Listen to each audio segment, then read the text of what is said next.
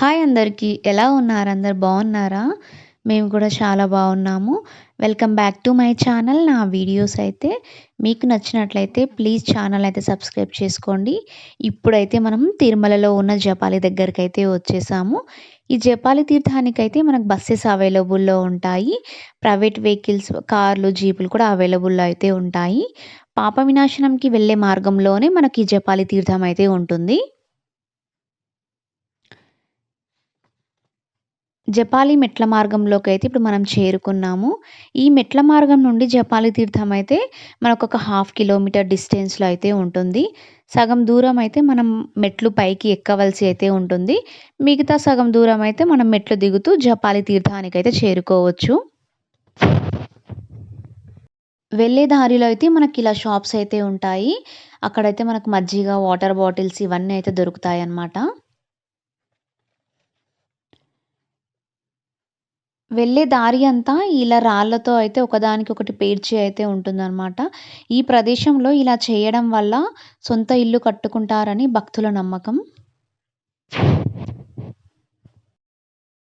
ఈ వీడియోలో అయితే మీ అందరికి సాక్షాత్తు ఆంజనేయ స్వామి వారు త్రేతాయుగంలో జన్మించినటువంటి ప్రదేశాన్నయితే చూపించబోతున్నాను.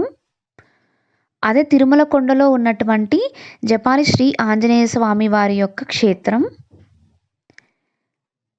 జపాలి అనే ప్రాంతంలోని శ్రీ ఆంజనేయ స్వామి వారు త్రేతాయుగంలో జన్మించినట్టుగా అయితే చెప్తుంటారు. అయితే ఆంజనేయ స్వామి జన్మస్థలం గురించి మాట్లాడుకుంటే 2 వాదనలు అయితే మనం వింటూ ఉంటాము.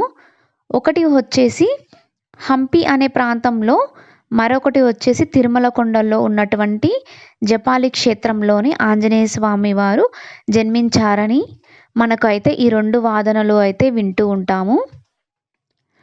అయితే తిరుమల తిరుపతి దేవస్థానం వాళ్ళు ఎంతో పరిశోధనలు చేసి అనేక నిరూపణలతో ఆంజనేయ స్వామి వారు తిరుమల కొండలో ఉన్నటువంటి ఈ జపాలి క్షేత్రంలోనే జన్మించారని అధికారిక ప్రకటన అయితే చేశారు. ఈ జపాలి తీర్థం అంతా చాలా ప్రశాంతంగా అయితే ఉంటుంది. మనకు మధ్యలో ఇలా మెట్లు అయితే ఉంటాయి. మెట్లకు అటుపక్కన ఇటుపక్కన అయితే మొత్తం చెట్లు అయితే ఉంటాయన్నమాట. చాలా ప్రశాంతంగా ఉంటుంది ఈ జపాలి తీర్థం. తప్పకుండా చూడవలసిన ప్రదేశం అండి ఈ జపాలి తీర్థం అయితే. తిరుమల కొండలో అయితే చాలామంది మునులు, ఋషులు అయితే ఎంతోమంది తపస్సయితే చేసుకునేవారట. బ్రహ్మదేవుడు, పార్వతీదేవి, సరస్వతీదేవి, నీలాదేవి ఇలా మహర్షులు అయితే తపస్సు చేసుకున్నారని పురాణాలు అవైతే చెప్తున్నాయి. ఈ జపాలి అనే ఆయన ఒక ఋషి అన్నమాట. ఈ జపాలి మహర్షి తను తపస్సు చేస్తున్నప్పుడు ఆయన ఆంజనేయ స్వామి వారి కోసం అయితే తపస్సు చేశారట ఈ అంజనాది సమీపంలో.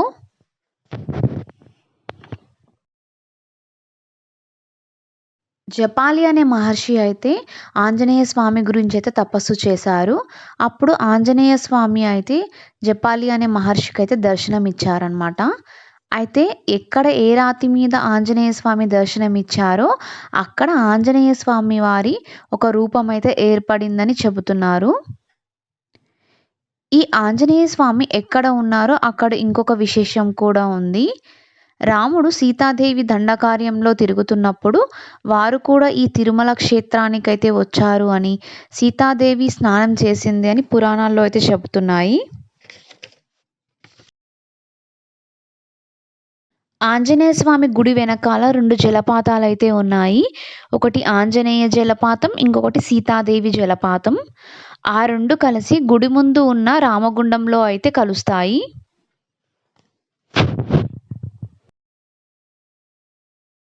ఇప్పుడైతే మనం టెంపుల్ దగ్గరకైతే వచ్చేసాము.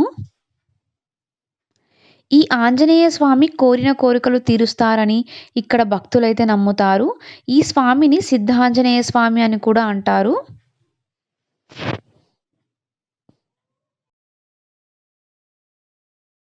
టెంపుల్ దగ్గరికి ఎంట్రీ అవ్వగానే మనకిలా ఫస్ట్ అయితే షాప్స్ అయితే ఉంటాయి. ఈ షాప్స్‌లో అయితే మనకు పూజ సామాగ్రి అన్నీ అవైలబుల్‌లో అయితే ఉంటాయి. మనం తమలపాకు అర్చన చేయించుకోవాలనుకునే వాళ్ళకు తమలపాకులు కూడా దొరుకుతాయన్నమాట ఇక్కడ.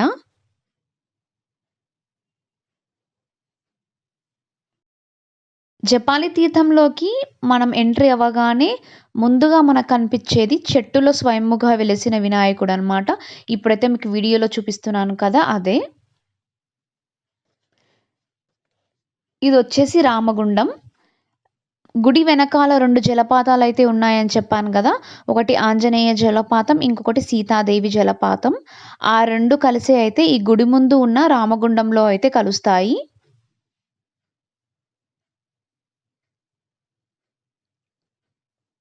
ఇప్పుడైతే మనం టెంపుల్ అంతా ఎలా ఉందో ఒకసారైతే చూసేద్దాం వీడియోలో.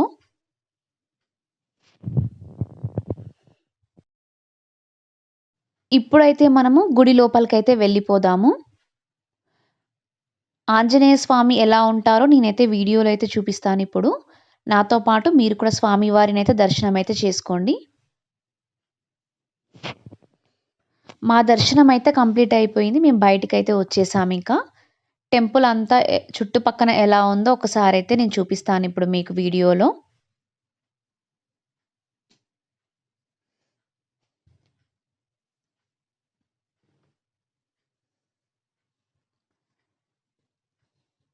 ఇక్కడైతే చాలా అంటే చాలా ప్రశాంతంగా అయితే ఉంటుంది ఈ ప్లేస్.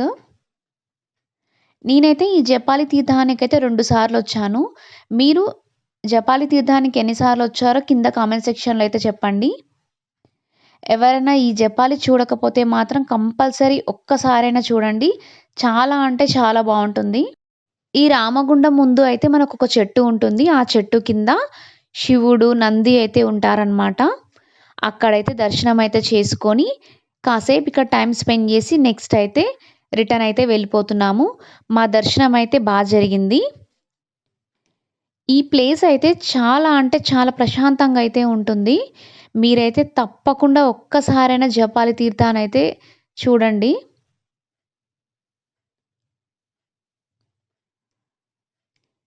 ఈ వీడియో అయితే ఇంతేనండి. ఈ వీడియో నచ్చినట్లయితే ప్లీజ్ వీడియోనైతే లైక్ చేయండి. ఇంకా ఛానల్‌ని ఎవరైనా సబ్స్క్రైబ్ చేసుకోకపోతే ప్లీజ్ ఛానల్ అయితే సబ్స్క్రైబ్ చేసుకోండి. మళ్ళీ నెక్స్ట్ వీడియోలో అయితే కలుద్దాము. మీరైతే జపాలి తీర్థాన్ని ఎన్నిసార్లు విజిట్ చేశారో కింద కామెంట్ సెక్షన్‌లో అయితే చెప్పడం మర్చిపోకండి.